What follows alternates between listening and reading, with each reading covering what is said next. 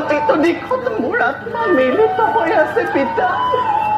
তথাপিতো পিতা, মই সতী ধৰ্ম ৰক্ষা কৰি স্বামীৰ লগত যাবই লাগিব। কাৰণ পিতা, মই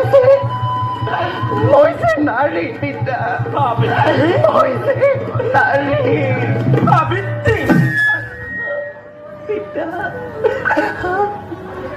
দাসা সত্যবান মহাৰাজ, আজি হন্তে মই প্ৰাণৰ সাবিত্ৰীক মহাৰাজ, তোমাৰ হাততে কৰিলো অৰ্পণ।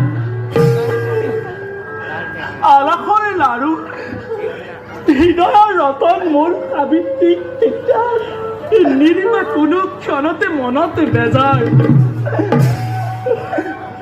মহাৰাজ, আপোনাৰ কন্যাক মই ভাৰ্যা ৰূপে কৰিছো গ্ৰহণ।